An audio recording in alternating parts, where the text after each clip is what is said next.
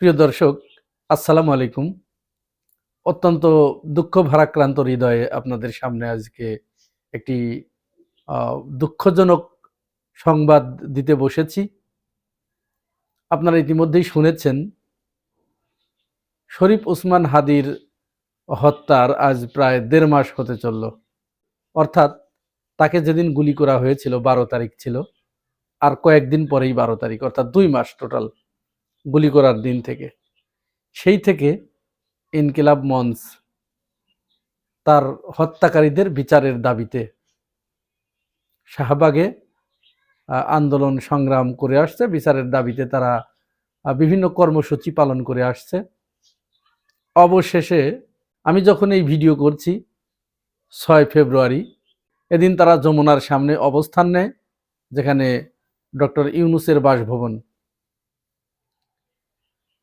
আমরা সকাল থেকেই লক্ষ্য করছিলাম পুলিশ বিভিন্ন ধরনের সরঞ্জামাদি, কাঁদানে গ্যাস, জল কামান, লাঠিসোঁটা নিয়ে তাদেরকে চতুর্দিক থেকে ঘিরে ফেলে। কিন্তু আমরা এটি বুঝতে পেরেছিলাম, আঁচ করতে পেরেছিলাম। ইনকিলাব মঞ্চের পক্ষ থেকেও জাবের এই আশঙ্কা প্রকাশ করেছিল যে আমাদের চতুর্পাশ থেকে ঘিরে ফেলা হয়েছে, পুলিশের হাতে সমস্ত ধরনের অস্ত্র রয়েছে, যে অস্ত্র তারা ৫ আগস্টের আগে ব্যবহার করেছিল, এগুলো নিয়ে আমাদেরকে ঘিরে রেখেছে। তবে যাই হোক, জীবন চলে গেলেও ওসমান হাদির হত্যাকারীর গ্রেপ্তারের বিষয়ে একটি সুনির্দিষ্ট ইনফরমেশন ছাড়া আমরা এইখান থেকে যাব না। আজকে আমরা অত্যন্ত দুঃখজনকভাবে দেখেছি, সেখানে পুলিশ নির্বিচারে গুলি চালিয়েছে। তাদেরকে ছত্রভঙ্গ করতে গিয়ে কয়েকজনকে বেধড়ক পিটিয়েছে। এর ভিতরে ঝুমা এবং শান্তাকে পায়ের তলায় ফেলে বুট দিয়ে পিষ্ট করেছে পাড়িয়ে পাড়িয়ে। আর সালাউদ্দিন আম্মার, রাজশাহী বিশ্ববিদ্যালয়ের যে রাকসুর যে জিএস, তাকে বেধড়ক পিটিয়েছে। সবচেয়ে আশঙ্কাজনক কথা হচ্ছে, এখানে জাবেরকে গুলি করা হয়েছে। জাবের গুলিবিদ্ধ হয়েছে, তার পায়ে গুলি লেগেছে, সে হসপিটালের বিছানায় শুয়ে কাতরাচ্ছে এবং সেখান থেকেই পরবর্তী কর্মসূচি ঘোষণা করেছে। আমরা আরও যেটি লক্ষ্য করলাম, রাস্তার পাশেই ঢাকা 18 আসনের স্বতন্ত্র প্রার্থী এবং ফ্যাসিবাদ বিরোধী আন্দোলনের অন্যতম একজন কণ্ঠস্বর মহিউদ্দিন রনি, তিনি রাস্তার পাশে দাঁড়িয়েছিলেন, জাস্ট প্রতিবাদ জানানোর জন্য রাস্তার পাশে দাঁড়িয়েছিলেন।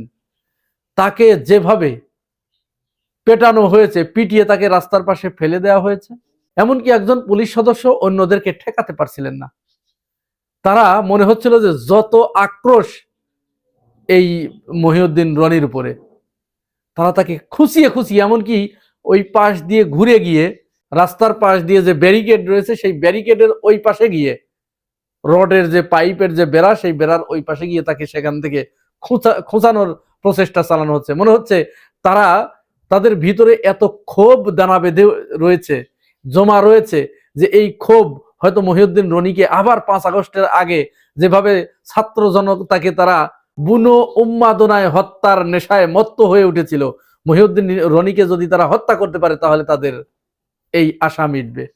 এর ভিতরে সবচেয়ে উদ্বেগজনক যেটি এবং সবচেয়ে লজ্জাকর যেটি, সবচেয়ে ভয়ঙ্কর ব্যাপার যেটি, একজন পুলিশ সদস্য তিনি উপহাস করে ওসমান হাদির যারা সতীর্থ আছে, ইনকিলাব মঞ্চের যে সমস্ত সদস্য রয়েছে, হাদি হত্যার বিচারের দাবিতে যারা পথে রয়েছে, তাদেরকে পেটানোর পরে এক পুলিশ সদস্য, আমি তার ভিডিওটা দিয়ে দিচ্ছি, দেখুন তার কলিজা কত বড়। সে বলছে, এই আয়, হাদির লাশ নিয়ে যা, আয়।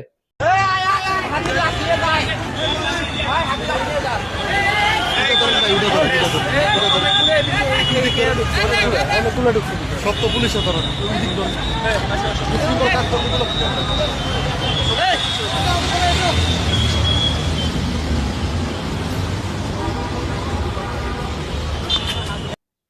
এই বাংলাদেশে ৫ আগস্টের পরে এইরকম উপহাস দেখতে হবে, কল্পনা করা যায়? এটি ভাবা যায়? দেখুন আর একে চিনে রাখুন। যে এই কথা বলতে পারে সে না জানি কতগুলো ছাত্রের বুকে গুলি চালিয়েছে এবং কত মায়ের কোল খালি করেছে। আবার আরেকটা পশু ওসমান হাদির সতীর্থদের পেটানোর পরে, তাদেরকে ছত্রভঙ্গ করে দেবার পরে তার উল্লাসটা একটু দেখুন। সে আপনারা সবাই দেখেছেন, এই যে এই ছবির এই ব্যক্তি, এই কালপ্রিট। এখন প্রশ্ন আসতে পারে যে কেন এই পুলিশ সদস্যগুলো হঠাৎ করে কেন ইনকিলাব মঞ্চের সদস্যদের উপরে এবং জুলাই গণ অভ্যুত্থানের পক্ষের শক্তিদের উপরে, জুলাই যোদ্ধাদের উপরে কেন এরকম মারমুখী হয়ে উঠলেন এবং কেন এরকম বুনো উন্মাদনা নিয়ে কেন তারা ছাত্র জনতার উপরে, আন্দোলনকারীদের উপরে ঝাঁপিয়ে পড়লেন? এর একটি কারণ আমাদের কাছে এসেছে, আমরা অনুভব করতে পারি, উপলব্ধি করতে পারি। আপনাদের মনে আছে আশুলিয়ায় যে 6 জন ছাত্রকে গুলি করে হত্যা করার পরে পুড়িয়ে, তাদের লাশ পুড়িয়ে দেওয়া হয়েছিল পেট্রোল ঢেলে। যখন তাদের লাশ পোড়ানো হচ্ছিল তখন ওর ভিতরে একজন জীবিত ছিল। এরকম হানাদার বাহিনীর কয়েকজন সদস্যকে, এরকম অমানুষদেরকে আন্তর্জাতিক অপরাধ ট্রাইব্যুনাল কালকে ফাঁসির আদেশ দিয়েছে। গতকাল যখন তাদের ফাঁসির আদেশ দিয়েছে, তাদের এই ফাঁসির আদেশ হয়তো এই পুলিশ সদস্যদের, যারা ওইটার সহযোগী যারা ছিল, তাদেরকে আরো বেশি উন্মাদ করে দিয়েছে।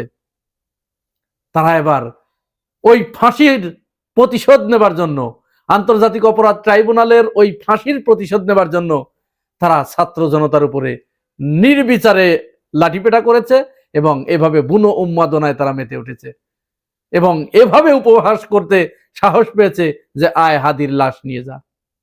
কথাগুলো এলোমেলো হয়ে যাচ্ছে, বলতে পারছি না কি বলে এদেরকে ধিক্কার জানাবো, নিন্দা জানাবো, এই ভাষা মুখে আসছে না।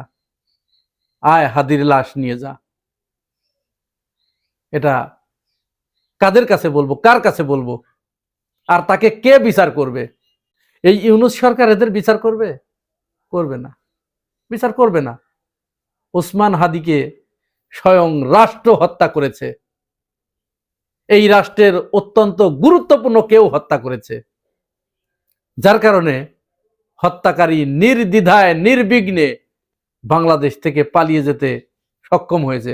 বাংলাদেশ থেকে পালিয়ে গেছে নাকি তাকে বাংলাদেশেই কোনো একটা সুন্দর সুরম্য অট্টালিকার ভিতরে তাকে আদর যত্ন করে লালন পালন করা হচ্ছে, এটি কে বলবে?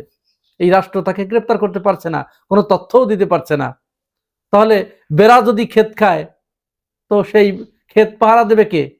এখন বাংলাদেশের মানুষের একমাত্র উপায়, আপনারা রাস্তায় নেমে আসুন, প্রতিবাদ করুন এবং যারা বলে যে আয় হাদির লাশ নিয়ে যা, তাদের ব্যাপারে নিজেরা সিদ্ধান্ত নিন। তাছাড়া এই সরকার, এই অন্তর্বর্তীকালীন সরকার, এই রাষ্ট্র এদের বিচার করবে না।